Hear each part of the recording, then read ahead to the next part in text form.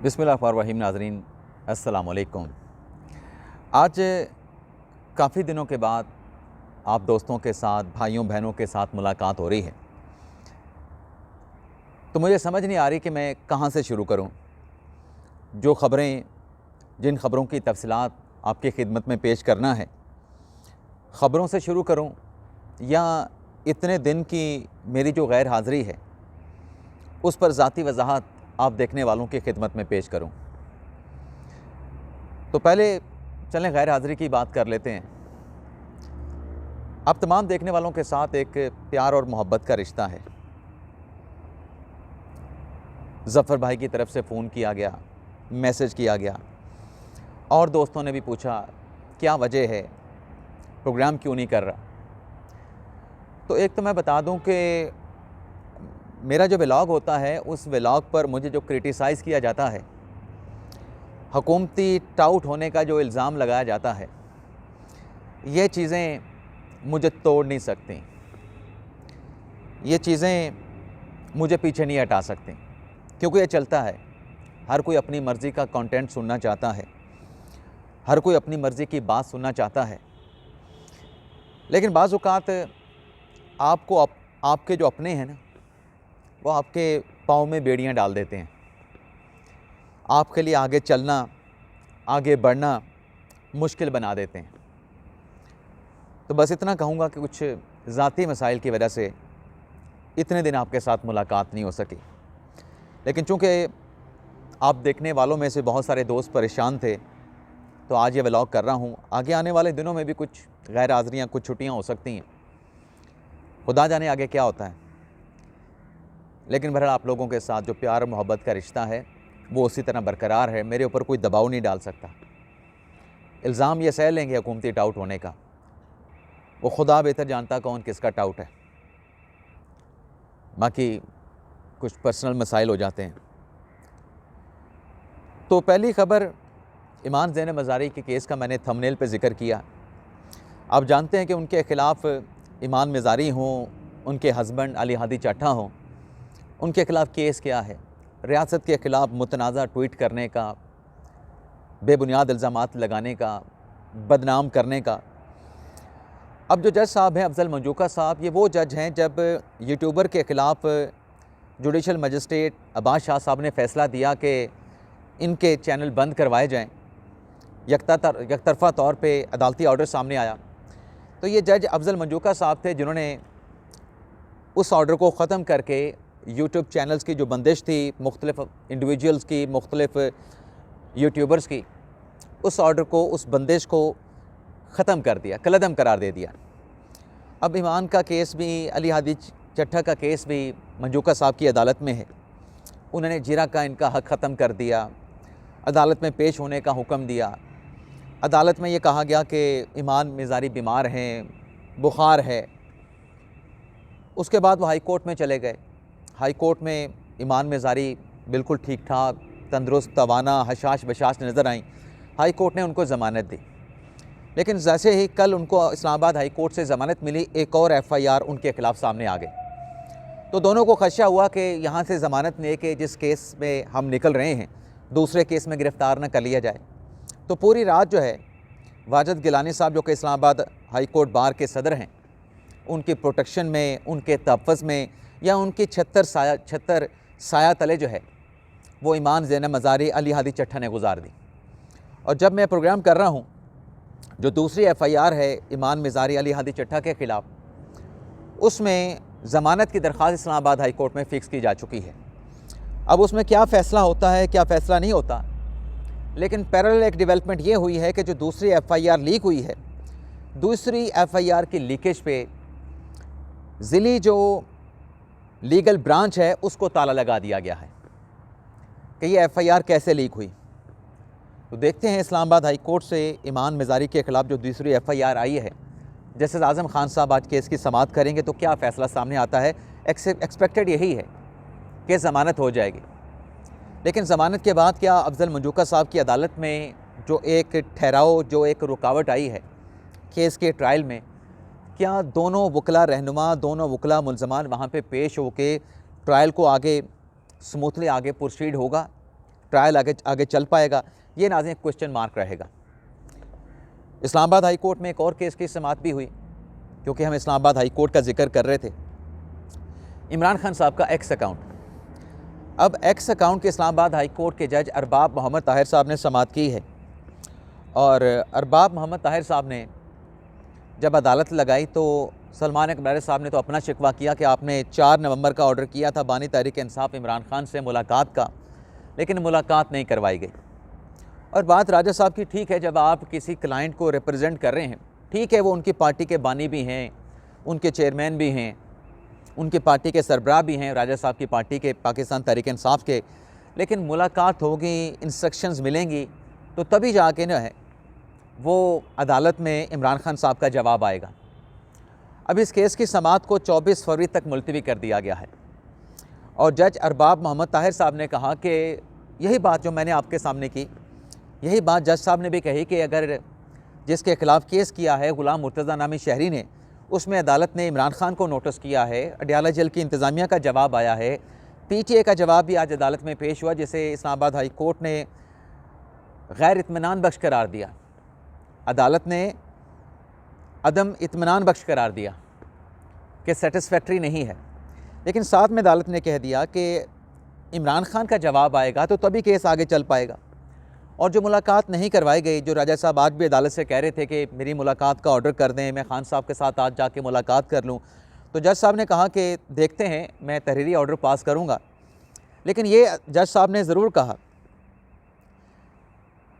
कि जो मुलाकात नहीं करवाई गई ना राजा साहब की इमरान खान के साथ, इस पे आइंदा तारीख़ पर जो एडवोकेट जनरल इस्लामाबाद हैं वो अपना जवाब दाखिल करेंगे।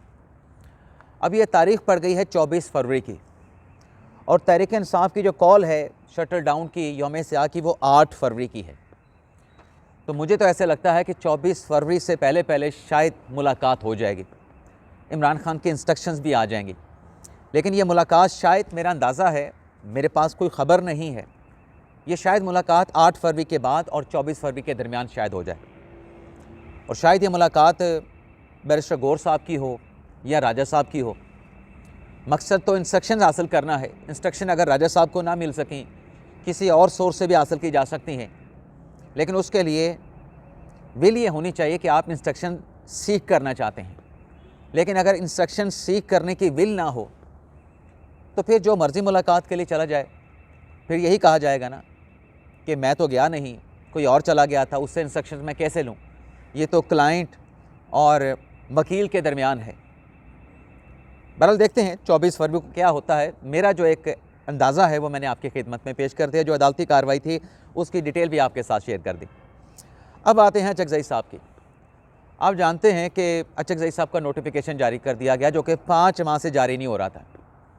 अब ये क्यों जारी नहीं हो रहा था, इसमें बहुत सारे रीज़न हो सकते हैं, जिसमें एक वजह यह भी थी कि पाकिस्तान तहरीक इंसाफ खुद अदालतों में गई हुई थी। हुकूमत की साइड से भी वजह हो सकती है ताख़ीर की, लेकिन एक वजह तहरीक इंसाफ खुद भी थी। जब पेशावर हाई कोर्ट में इलेक्शन कमीशन के ख़िलाफ़ रजू कर लिया गया, जब पेशावर हाई कोर्ट में स्पीकर कौमी असम्बली या सादिक साहब के ख़िलाफ़ रजू कर लिया गया कि नए अपोजिशन लीडर की तैनाती ना की जाए, इस प्रोसेस को रोक दिया जाए, तो अयाज सादिक साहब ने भी नहीं किया। और फिर अयाज सादिक साहब ने 3 लेटर लिखे तहरीक इंसाफ को कि अदालतों में जो आपने केसेस फाइल कर रखे हैं, अपोजिशन की तैनाती से मुतल्लिक अदालतों में मामला कहाँ तक पहुँचे हैं, आप उसकी डिटेल दें। और जब वो डिटेल सारी आ गई, पेशावर हाई कोर्ट से PTI ने अपना मुकदमा वापस ले लिया, तो अचकज़ई साहब की तैनाती हो गई। अब अचकज़ई साहब की तैनाती बतौर अपोजिशन लीडर जिस डील के तहत हुई, उसमें ये रिपोर्ट किया गया, मुबैना तौर पे जो डील हुई, कि स्पीकर साहब ने वाज़ेह तौर पे कहा कि पाकिस्तान के ख़िलाफ़, इदारों के ख़िलाफ़, अदलिया के ख़िलाफ़ किसी को बात करने की इजाज़त नहीं दी जाएगी। ऐसा नहीं होगा कि अपोजिशन लीडर सीट पे खड़े हों और उन्हें माइक मिल जाएगा। पाकिस्तान के ख़िलाफ़ बात करने की इजाज़त नहीं होगी, फ़ौज के ख़िलाफ़ बात करने की इजाज़त नहीं होगी, और अदलिया के ख़िलाफ़ बात करने की इजाज़त नहीं होगी। ये पाबंदी स्पीकर साहब ने क्यों लगाई? स्पीकर साहब ने इस पाबंदी की वजह बताई कि कॉन्स्टिट्यूशन में यह बात क्लियर कर दी गई है कि असम्बली में फ़ौज के ख़िलाफ़, अदलिया के ख़िलाफ़ और पाकिस्तान के ख़िलाफ़ बात नहीं हो सकती। जब आइन कह रहा है तो फिर बात की इन इदारों के ख़िलाफ़ या पाकिस्तान के ख़िलाफ़ बात की इजाज़त नहीं दी जाएगी। अब अचकज़ई साहब की जो तैनाती हुई बतौर अपोजिशन लीडर, उस पर क्या कहा गया? उस पर कहा गया कि नवाज शरीफ ने कराई, नवाज शरीफ को फ़ोन किया गया, उस बात की उन्होंने तरदीद कर दी। लेकिन अपनी पहली तकरीर में बतौर अपोजिशन लीडर अचकज़ई साहब ने जो बातें की, उसमें 2 से 3 बातें मैं आपके सामने रखना चाहूँगा। एक तो अचकज़ई साहब ने कहा कि हम इस ऐवान को ताकत का चश्मा, सरचश्मा बनाना चाहते हैं। अगर आसिम मुनीर साहब हलफ की पासदारी करें तो मैं उनके हाथ चूमने के लिए तैयार हूँ। अब इस बात के अंदर जो कि अचकज़ई साहब बतौर अपोजिशन लीडर एक आइनी अहदेदार के कर रहे हैं कि हम ऐवान को ताकत का सरचश्मा बनाना चाहते हैं, आसिम मुनीर साहब हलफ की पासदारी करें, ताबेदारी करें, उनके हाथ चूमने के लिए तैयार हूँ, तो अचकज़ई साहब तहरीक इंसाफ को भी पहले समझा लें, जिनकी वजह से उनका ये अपोजिशन का अलाइंस बना है, इमरान खान की वजह से वो अपोजिशन लीडर बने हैं, उनको भी ये बात बावर कराएं। जो खान साहब कहते हैं कि बातचीत होगी तो सिर्फ एस्टेब्लिशमेंट के साथ होगी, आसिम मुनीर के साथ होगी, उनके किसी नुमाइंदे के साथ होगी। जब आपने ऐवान को ताकत का सरचश्मा बनाना है तो फिर तो आपको सियासी लोगों के साथ बैठना है। आप अगर कहते हैं कि आसिम मुनीर साहब आइन की पासदारी करें, ताबेदारी करें, आप उनके हाथ चूमने के लिए तैयार हैं, तो पहले इमरान खान साहब को भी बावर कराएं ना, तो फिर बातचीत आप सियासतदानों के साथ करें। एस्टेब्लिशमेंट का तो फिर सियासत में कोई किरदार नहीं। आपने सियासी टॉक करनी है तो पॉलिटिशियंस के साथ करें। आप फिर सियासी गुफ्तगू के लिए ये ज़िद क्यों लगा के बैठे हैं कि आपने एस्टेब्लिशमेंट के साथ ही मुज़ाकरात करने हैं? और फिर एक और बात अचकज़ई साहब ने कही कि अफ़गानिस्तान से मुतल्लिक पाकिस्तान अक़वाम मुत्तहिदा से सबूत मांगे कि अफ़गानिस्तान की ज़मीन दहशतगर्दी के लिए इस्तेमाल हो रही है। अब यहाँ पे सवाल पैदा होता है कि अचकज़ई साहब क्या बतौर अपोजिशन लीडर कौमी असम्बली में अपनी पहली तकरीर में अफ़गानिस्तान का मुकदमा लड़ रहे थे, जहाँ वो कह रहे थे कि पाकिस्तान अक़वाम मुत्तहिदा से सबूत मांगे कि जो दहशत गर्दी है वो अफ़गानिस्तान की साइड से हो रही है? क्यों भाई, ये आप मुतालबा क्यों कर रहे हैं? आपको ये मुतालबा करने से पहले अली अमीन गंडापुर साहब को जो स्टेटमेंट है वो पढ़ लेना चाहिए था। आप छोड़ दें हुकूमत क्या कह रही है। अली अमीन गंडापुर साहब का स्टेटमेंट मौजूद है, जिसमें उन्होंने कहा कि अफ़गानिस्तान की साइड से दहशतगर्दी होती है, इसके सबूत सूबाई हुकूमत के पास मौजूद हैं, वफाकी हुकूमत के पास मौजूद हैं। तो पहले आप अपने घर में, तहरीक इंसाफ ही सारी अपोजिशन है ना। अचकज़ई साहब के पास कितना अवामी मैंडेट है, कितना बड़ा है, या राजा नासिर अब्बास साहब के पास कितना बड़ा अवामी मैंडेट है? अली अमीन गंडापुर तहरीक इंसाफ के वज़ीर आला थे ना, खैबर पख्तूनख्वा के, उनके पास सारा इनपुट था, उनको सारी ब्रीफिंग दी गई, सब कुछ दिखाया गया, और वो अलल ऐलान बात कर रहे हैं, डंके की चोट पे बात कर रहे हैं कि शवाहिद मौजूद हैं, अफ़गानिस्तान की साइड से दहशतगर्दी होती है। तो आप अक़वाम मुत्तहिदा तक जाने के बजाय पहले अपना घर खंगाल लें, घर के अंदर वो सबूत होने की बात कर रहे हैं। और फिर आप देखें राजा साहब जो कहते हैं कि अपोजिशन लीडर बहरा कर कोई एहसान नहीं किया, बिल्कुल ठीक है, कोई एहसान नहीं किया, लेकिन वो जो एक खातून एंकर के साथ वो बैठे लाहौर के किसी मार्केट में MM आलम रोड पे, बात वहाँ पे क्या हो रही है कि मरीम नवाज़ ने अपने विजन से, अपने फ़ैसलों से MM आलम की जो रोड है उसको खूबसूरत बना दिया। आप वहाँ पे फुटपाथ पे, किनारे पे, जहाँ पे सजाया गया है एक ब्रांड की तरफ से, कॉफ़ी शॉप की तरफ से, वहाँ पे बैठ के कॉफ़ी इंजॉय कर सकते हैं अपने दोस्तों के साथ। तो राजा साहब से कहा गया कि इसकी तारीफ़ कर दें, तो राजा साहब उसकी तारीफ़ नहीं कर रहे। राजा साहब कह रहे हैं कि ये तो LDA के किसी इंजीनियर, बड़े बड़े इंजीनियर LDA में बैठे हैं, ये उसने बड़ा खूबसूरत बना दिया है, इसमें मरीम नवाज़ का क्या कमाल है। भाई ये कमाल तो फिर बुज़दार साहब भी कर सकते थे। बुज़दार साहब ने ये कमाल क्यों नहीं किया? बुज़दार साहब जब वज़ीर आला पंजाब के थे तब भी तो LDA में बड़े बड़े इंजीनियर बैठे थे, तब ये टर्न अराउंड क्यों नहीं हुआ? लाहौर की सड़कों को, पंजाब की सड़कों को, पंजाब के शहरों को क्यों इतना खूबसूरत क्यों नहीं बनाया गया? पूरी दुनिया एतराफ़ कर रही है साफ़ सुथरा पंजाब के प्रोग्राम की, तो राजा साहब क्यों नहीं एतराफ़ कर रहे? उसकी वजह यह है, राजा साहब क्यों गए तहरीक इंसाफ में? राजा साहब का कोई पहले तो कोई ताल्लुक़ नहीं था। राजा साहब तो नून लीग के साथ देखे गए। तहरीक इंसाफ में जाने से पहले नून लीग के मुकदमात, नवाज शरीफ, मरीम नवाज़, पनामा, राजा साहब उनके साथ होते थे। हमें जो खबर पता चली है कि राजा साहब को कहीं ऑफ़र की गई थी अटॉर्नी जनरल बनने की, लेकिन बीच में अटॉर्नी जनरल साहब नहीं बन सके। सलमान अकरम नायर साहब और मंसूर उस्मान अवान साहब अटॉर्नी जनरल बन गए। बस इस बात को वो दिल पे ले गए कि मुझे ऑफ़र करके अटॉर्नी जनरल क्यों नहीं बनाया गया। मेरी जगह पे मंसूर उस्मान अवान को क्यों अटॉर्नी जनरल बना दिया गया? तो बताने वाला बताते हैं सिर्फ इसी बात पे वो नाराज़ हुए और वो तहरीक इंसाफ की तरफ चले गए कि अब मैं इनको मतलब दिखाऊंगा कि मेरी कितनी अहमियत है अपोजिशन में, मुझे आपने अकोमोडेट नहीं किया, ये नहीं किया, फलां नहीं किया। बहरहाल ये ख़बर या इतला कह लें या ये बातें हमारी तक पहुंची हैं। बाकी ख़तरे की घंटी बजाई है। NCCI ने एक अलामिया जारी किया गया है जिसमें NCCI ने क्या कहा है, 2 बातें नाज़रीन मैं आपको पढ़ देता हूँ, ज़्यादा लंबा प्रोग्राम हमने करना नहीं। उसमें ये कहा गया है नाज़रीन, national cyber crime investigation agency की जानिब से आगाही, अवामी आगाही का ये पैगाम है कि सोशल मीडिया पे आपका एक गलत क्लिक या गैर मोहतात पोस्ट आपको जेल पहुंचा सकती है। सोच समझ कर शेयर करें। आला अदलिया और मुक़्तदर इदारों के ख़िलाफ़ गैर मुसद्दक़ा मालूमात फैलाना संगीन कानूनी जुर्म है।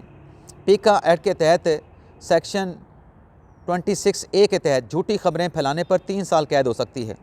कानून की खिलाफ वर्जी करने वालों को 20 लाख तक जुर्माना भी अदा करना होगा। नफ़रत अंगेज़ मवाद और फेक न्यूज़ से दूर रहें। ज़िम्मेदार शहरी बने और इंटरनेट को महफूज बनाएं, महफूज उसका इस्तेमाल करें। तो ये NCCI की तरफ से अवामी आगाही मुहिम के लिए पैगाम जारी किया गया है। तो इसमें ख़तरे की घंटी भी है। आज मेरे अपने शहर अहमदपुर शर्किया से एक हमारे पुराने जानने वाले हैं, हमारे घर में एक अंकल काम किया करते थे, उसके बेटे का मैसेज था कि उनके किसी अजीज़ को पकड़ लिया गया है। उसने FIR मुझे भेजी कि इमरान अंकल बताएं ये क्यों हमारे किसी कज़न को पकड़ा गया है। तो उसमें क्या एलिगेशन था? उसमें यही एलिगेशन था जो लाहौर हाई कोर्ट में एक पटिशन दायर हुई कि लाहौर हाई कोर्ट के जजेस के ख़िलाफ़ सोशल मीडिया पे कोई कंपेन चल रही है, जजेस को मलाइन किया जा रहा है।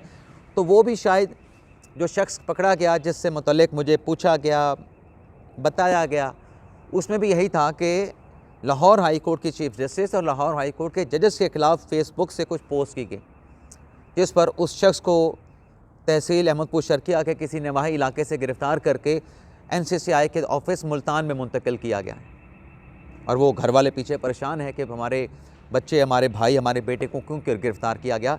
तो शायद उसी सिलसिले में ये NCCI की तरफ से ये पैगाम अवामी आगाही के लिए जारी किया गया है कि आप मोहतात रहें, किसी के पैगाम को कॉपी पेस्ट करके सोशल मीडिया पे पब्लिक ना करें, वरना आपकी अपनी जान को अजाब आ सकता है, आप अपनी जान को मुश्किल में डाल सकते हैं। तो मोहतात रहें, इंटरनेट का महफूज इस्तेमाल करें। तो इजाज़त चाहते हैं नाज़रीन आपसे, दुआ में याद रखिएगा, जिस मुश्किल में हैं उस मुश्किल से अल्लाह ताला निकालें। इजाज़त चाहते हैं, अल्लाह हाफ़िज़।